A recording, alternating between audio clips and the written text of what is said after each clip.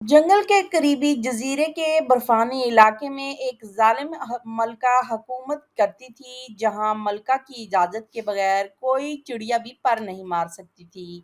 وہ ہر کام اپنے طریقے سے اور رعب سے کروانے کی عادی تھی، مگر یہ ملکہ اب تک اولاد سے محروم تھی۔ یہ شاید اس کی بد نصیبی تھی یا پھر رایا کی بد دعا کہ ملکہ اتنے عرصہ تک صاحب اولاد نہ ہو سکی۔ پھر ایک روز ایسی انہونی ہوئی کہ کسی کو اس پہ یقین نہیں آیا۔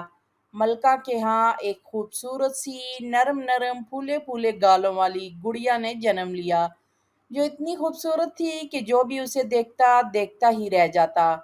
ملکہ نے اس کا نام شہر بانو رکھا۔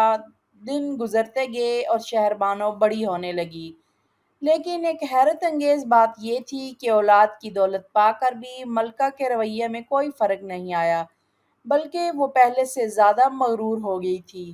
شہزادی شہربانو کبھی کبھی اپنی ماں کے رویے سے پریشان ہو جاتی تھی۔ وہ سمجھتی تھی کہ سب انسان برابر ہوتے ہیں اور ان میں کوئی اونچ نیچ نہیں ہوتی۔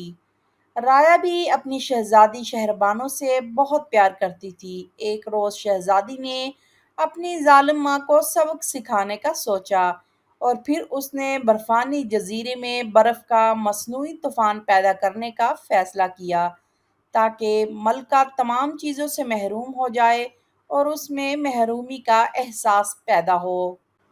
اگلے روز ملکہ اپنے وزیر کی کسی غلطی پر گرج رہی تھی کہ محل کا دربان پریشانی کے عالم میں ملکہ کو طوفان کی خبر دینے پہنچا۔ یہ سن کر وہ سخت پریشان ہوگی۔ اب تو اسے اپنے سب ظلم یاد آنے لگے جو اس نے رایا پر ڈھائے تھے۔ ادھر طوفان بڑھتے بڑھتے محل کے دروازے تک پہنچ گیا تو ملکہ اپنے رویوں پر لوگوں سے معافی مانگنے لگی اور آئندہ کسی پہ ظلم نہ کرنے کا عہد کیا۔ شہزادی شہربانو نے جب یہ دیکھا تو اس نے مصنوعی طوفان کو ختم کر دیا۔ پھر اس جزیرے پر لوگ ہنسی خوشی رہنے لگے۔ کہتے ہیں وہاں برف کی منجمد زندگی بھی خوشحال دکھائی دیتی ہے اور ہر تنگی میں بھی آسانی نظر آتی ہے۔ تو بچوں، کیسی لگی یہ چھوٹی سی کہانی آپ کو، ظالم ملکہ کی کہانی؟